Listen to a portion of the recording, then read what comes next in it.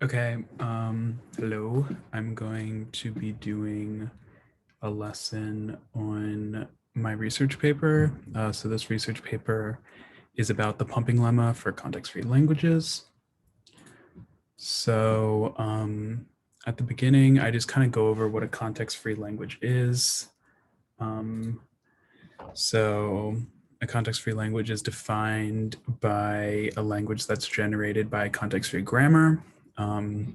So I kind of go over what like the formal, rule set is for creating a grammar. So that's following the quadruplet of states, N, T, P, and S, or I think we've referred to it in the past, N and T as V, and the summation sign. So yeah, that just kind of follows the rule. But then I also just kind of note how in class we've used other formats. So I have like a traditional example with a grammar in this format. And then it's grammar representation. And then I have another format that we did in class of like English, and then the CFG. And then I also note that this isn't in the standard form that I mentioned earlier, but it can also be converted by moving this D into the N state so that it satisfies the S and the N. And then, how do I delete these? Clear. And then lastly, I just have an example of a NFA and how that can be converted to a grammar. And again, it doesn't use these states like normal. It uses each node as a state, so X, Y, and Z, and then their mappings. So that's just a quick overview of like context-free languages and grammars. And then I jump into the pumping lemma. So this is really the important part. So the pumping lemma for context-free languages is used to prove that a language is not context-free. And it's only pumpable if and only if it's possible to find two substrings that can be pumped any number of times, and still the language is a context-free language. So I have kind of a general outline of how to do the proof, and then I have an example. So this section right here is kind of just like the general information similar to when we do the pumping lemma for just proving irregular languages. You kind of have to define the starting items and then you go from there. So this is kind of like defining the starting items. So you have a pumping length of P such that any string S, S is less than or equal to P. But then we have something new in context-free languages where we're saying that P can be divided into 5 substrings of U, V, X, Y, and Z. That's in the universal language. So in like proving irregular languages, we kind of came up with this part based on the problem. So in this case, like this is universal, you can use this for all the languages. And then this this string divided into these 5 substrings have to follow these 3 conditions. So you know each of these is here. So v and y is less than 0. These are the lengths, by the way. Length of vxy is less than or equal to p. And then this condition, which I use the most because I use first and I use the most in the proof.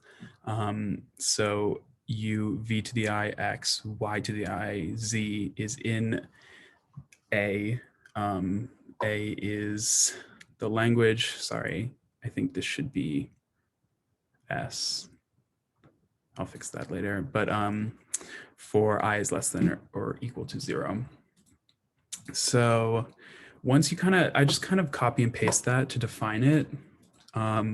So once that's defined, then you really start working problem specific. So you find a string so that it follows the rule the length of S is less than or equal to the pumping length or greater than or equal to the pumping length. You want to divide that string into U, V, X, Y, and Z. And then you want to show that, you know, it doesn't follow the conditions for my problem at least, this is the condition that I use the most. And you want to consider all the ways that it can be divided into that.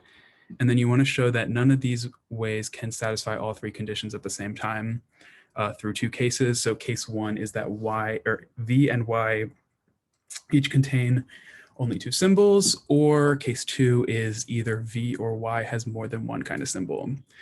So if this is true, if it can't be satisfied, then S cannot be pumpable. Therefore, the language is not context-free. So that's kind of the overview of how you would do it. So now I have an example. So the question is to, or the proof is to prove that the language A to the n, B to the n, C to the n, given n is greater than or equal to 0, is not context-free. So like I said earlier, this is kind of just that general information up here. I just broke it down a little bit more. So you suppose, so it's a proof by contradiction. So you want to start off by supposing that the language is context-free. And then you want to set up a pumping length. So it has a pumping length, because it's context-free, it has a pumping length of p, such that any string s, the length is greater than or equal to p, the length s. And then you want to say that the string can be divided into 5 substrings, such that the conditions hold true right here. Well, yeah, so the substring is in the universal language, and then the following conditions hold true. So again, that's just kind of this repurposed for the problem, just a little bit more specific. So then we can jump in and saying the string is a to the p, b to the p, c to the p, just replacing n with the pumping length. So then we'll set a pumping length. So we'll suppose that the pumping length is 5, making the string, a to the 5, b to the 5, c to the 5. And I just have it written out here as what it would look like. So then we divide it into 5 substrings given one of the two cases. So that here they are again, I have them up here. So the case one is that v and y each contain only one type of symbol. So I couldn't draw when I was like writing this, so I kind of just color coded it. So here are the colors for each of them. So we want to make sure that v and y each contain only one type of symbol. So, I mean, again, this is kind of random. You can pick whatever amount of A's, but I just picked 2. So here is V, and then here is C. So, or not, this is C, but it is a Y. So that satisfies this case that V and Y each only contain one symbol. And then from there, you just want to fill in the rest. So everything in the middle is X, everything before is U, and then everything at the end is Z. So then we want to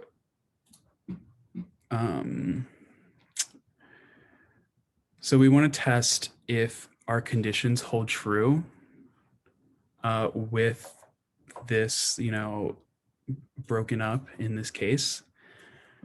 So I started with this condition, but obviously you would have to test all 3 of them if each condition is true, but it just so happened that this first condition isn't true, so I stopped. So we set I to a random number. We can set it to 2 as long as it's greater than or equal to 0. So that means that u of v to the 2, x, y to the 2, z, that's what it would look like. So let's apply that to our string s. So, we have u stays the same. V is just AA, but v squared is 4 A's, A. X is this chunk right here, A, B, B, B, B, B, C. And then Y is C, but then Y squared is CC, and then Z is the 2 CCs. So we basically just took this, this string, which is in the form of U, V, X, Y, Z, but we just kind of picked which values are which, and then we applied it to this rule where V and Y are to the power of I, and then I is 2. So when we put that together, we get this chunk, which simplifies down to a to the 7, b to the 5, c to the 6, which makes sense because if you think about in this case, what you update is what you're changing is you're incrementing v and y, and up here v and y are a and c. So it makes sense that they increased. Again, I just picked 2, but this could have been 1, which would have made this a to the 6, b to the 5, c to the 6. So because that is different from, our original, which is a to the 5, b to the 5, c to the 5, it's not in the language. Therefore, it's a contradiction. So, and then we have, therefore it's a contradiction. Therefore, it's a context-free language. It is not a context-free language. So that really could be the end of the proof, but I just wanted to go over the second case just so that if this in another scenario does hold true, you can see what using case 2 would look like. So case 2 is kind of similar, but it's either v or y has more than one kind of symbol. So again, like above, I color coded them just so it's easy to understand what's going on. So I picked v having more than one symbol. So I included A's and B's in v, and then b, and then for y, I just have a single b because, I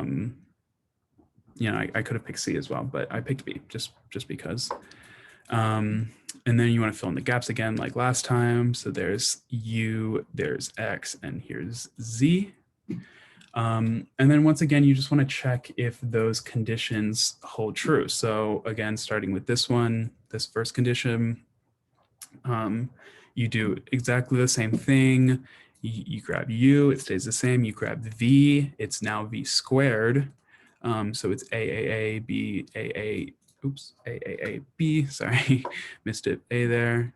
And then, X stays the same, B gets incremented, it gets squared to BB, and then Z stays the same. So again, you put that all together, and you can clearly see that this is not even close to like the format of A, P, A to the 5, B to the 5, C to the 5, or like A, N, B, N, C, N. So again, that's not in the language, and therefore it's a contradiction. So that's really how you would go about proving that a CFL, a context-free language, is not context-free through the pumping lemma. So yeah, let me know if you have any questions, and thanks for watching.